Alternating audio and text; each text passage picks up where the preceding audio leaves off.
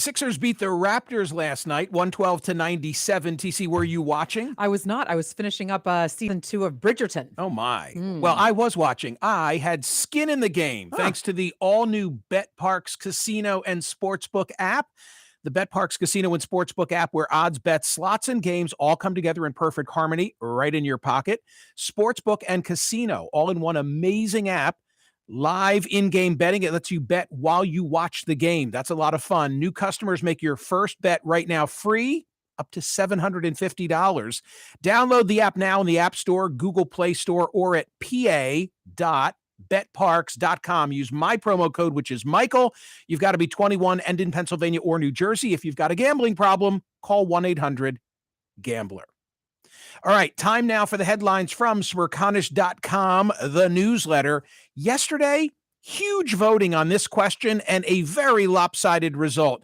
If Dianne Feinstein's colleagues believe she can no longer serve, do they have an obligation to tell her so? Why did I ask this question? I asked the question because the San Francisco Chronicle, hometown newspaper, with 4 senators on background, 1 member of Congress, all of them Democrats, I think, said there are concerns being reported by Senator Feinstein's colleagues about her fitness and declining acuity. Sad story, but what do you do? And interestingly, the editorial page of the San Francisco Chronicle then followed the news report and said, this is true. Those colleagues have an obligation to tell her so and to be public.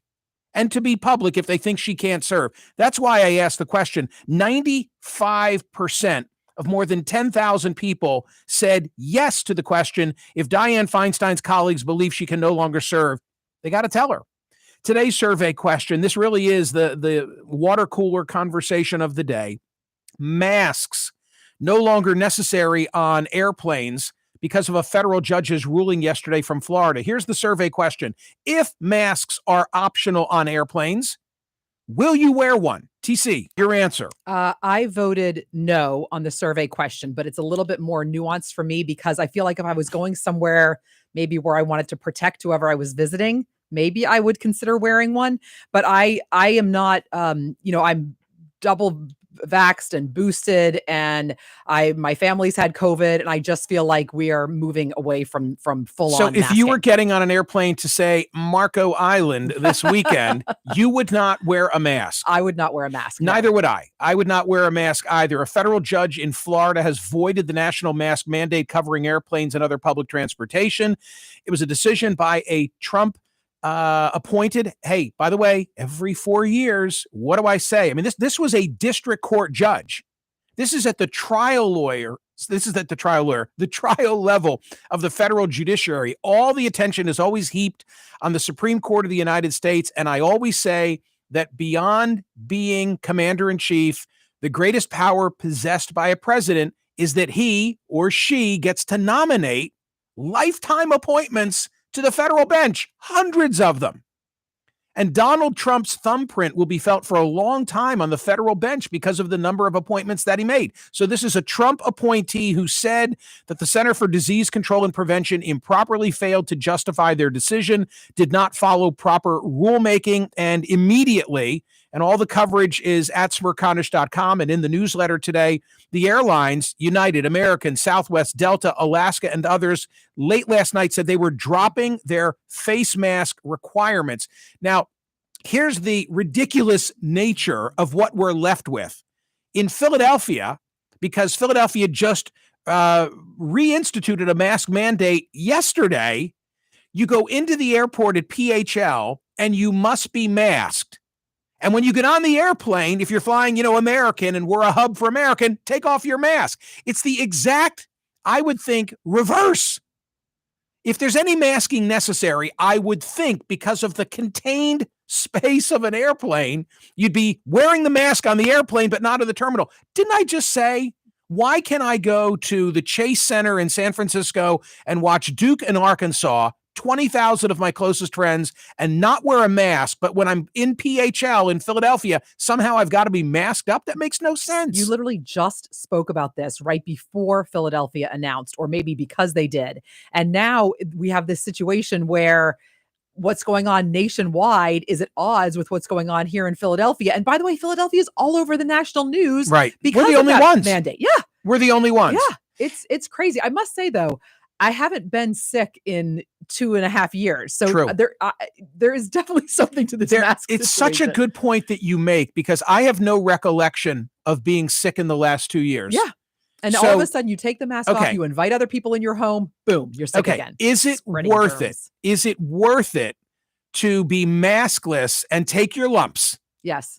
Okay. In other words, the human interaction. Yeah. And you got to build up a tolerance to these things. I feel like it's like dirt. The regular colds, not COVID. I don't want to get COVID. Right. The long-term stuff is scary. But the regular colds, I'm ready again. Human interaction is worth getting sick and being maskless. Getting sick from regular colds, yes. Spreading COVID the way it has been, no. Okay. But if COVID is on the decline and the variants that are coming out are not as virulent, then of course it's time. I think I agree with the way that you said it. Yeah. I tweeted earlier this morning the following. Doesn't logic demand that those who celebrate airline mask removal also support Title 42 being rescinded as a public health measure no longer necessary? Think about it. The very people celebrating removal of masks, by the way, I'm one of them. I'm thrilled about this. But I see inconsistency, because I see some of those, and you know who they are, celebratory today because they don't have to wear a mask, at the same time saying we need to keep Title 42. Title 42, which thwarts asylum seekers, is predicated on a public health concern. They're going to come here and spread COVID. But if we don't need masks on airplanes, doesn't that argument go away? That's why I sent the tweet that I sent. News from Ukraine today, from Kyiv, Dateline Kyiv, but it's actually the eastern part of Ukraine. Russian forces attacked along a broad front in eastern Ukraine on Tuesday as part of a full-scale ground offensive to take control of the country's eastern industrial heartland in what Ukrainian officials call the new phase of the war. So it's game on. They've repositioned themselves, the Russians. They are fighting for full control of the Donbas region, and things are anticipated to get quite ugly. That's the big headline from Ukraine today. Politically speaking, domestic politics here at home, posted at Smerconish.com and in the newsletter, an essay from Elizabeth Warren, who says Democrats can avoid disaster in November by doing what? Quote, to put it bluntly, if we fail to use the months remaining before the elections to deliver on more of our agenda, Democrats are headed toward big losses in the midterms. She's essentially saying we've got a limited window here. We've got to pass things and get them done. What she doesn't explain is, how do you do that without 50 votes? And you're saying to me, wait, Michael, they have 50 votes. They might not have 50 votes for long, but they have 50 votes for now. Yeah, but that presupposes that Manchin and Sinema are on board, and you get Kamala Harris to break any tie. And here's something else. If canceling student debt is part of what she's recommending, there's an argument that says there would be nothing better for Republicans than if the president unilaterally, if he can, or with the support of Congress, were to cancel student debt the way that he promised that he would, because you'd have a number of people out there who've paid their student loans who'd say, well, why not me? Or somebody going to school in the fall who all of a sudden is signing up for student debt. A comment that I noted from the Times, quote, Democrats will lose the working class for a generation if they forgive student debt. The perception with merit will be that Democrats are the party of higher educated elites. Those who couldn't afford college or decided classroom studies weren't for them will want to know why such great financial benefits are going to those who couldn't properly pay for their own future. Amy Parnes and Morgan Chalfant in the Hill today. By the way, TC, how great was Val Biden as a radio guest here yesterday? She was phenomenal. I don't think it gets better than that. She was interesting and interested and lively and forthcoming. And she also just did not miss a trick. Didn't miss. She took in everything around her. It was very interesting. We talked about it on TC After Dark. We did. How she walked into the studio and looked around, and to look around in the studio is to see a photograph of me standing at the Resolute desk, finger pointing at President Donald Trump. Jovial grin on you both. Okay. And then on another side of the studio, I'm in the same Oval Office interviewing President Obama. True. Okay. In front of the fireplace. One just has a more. But wait, I'm building here. Oh, I'm building. Oh, geez. Then a photograph of Here we me go. with President George H.W. Bush at a rally where I introduced him. And then go ahead, you fill in the final piece. And then way behind the final chair in the far corner of the studio, way over there. That's what she said. Is a picture with President Joe Biden when he was vice president. And my take on it yesterday was that you should have just done a little rearranging the way I suspect my mother-in-law does, depending on who's visiting, which grandchildren have the seats of honor in the photo, the photography. And you didn't do it. You didn't bite. No, they're adhesive behind. What am I going to do? Tear them off? Or I'm going to drape the Trump picture in black? I mean, no. No, I didn't say That's that. me as a Just journalist. move it around. If it were a social kind of thing, maybe these are professional pictures. I agree. I am not against any of the pictures. I just thought the placement of them could have been a little. The tandem, though, of her seeing the Trump photo and then Fox playing, in addition to MSNBC and CNN. And Michael, did you know that right when she walked into the studio, the Chiron on Fox said something about Biden's plunging ratings? It was. Well, I had the story at Smerconish.com yesterday. But I enjoyed having her, treated her with dignity and respect. She is, as I told her to her face, she is a pistol. She is a pistol. Hot ticket. A good raconteur. Anyway, Amy Parnes and Morgan Chalfant from The Hill today say that President Biden has told former President Obama that he's planning to run in 2024. Big story in The Hill, which we've been discussing. I mentioned Twitter a moment ago. This is interesting. My new boss is Chris Licht at CNN. He doesn't officially begin until May 2nd, so I guess 2 weeks from now. Yesterday on Twitter, he announced that May 2nd will be his first official day in the office at CNN and his last day on Twitter. Quote, Twitter can be a great journalistic tool, but it can also skew what's really important in the world. I'm logging off and looking forward to working with the incredible team at CNN.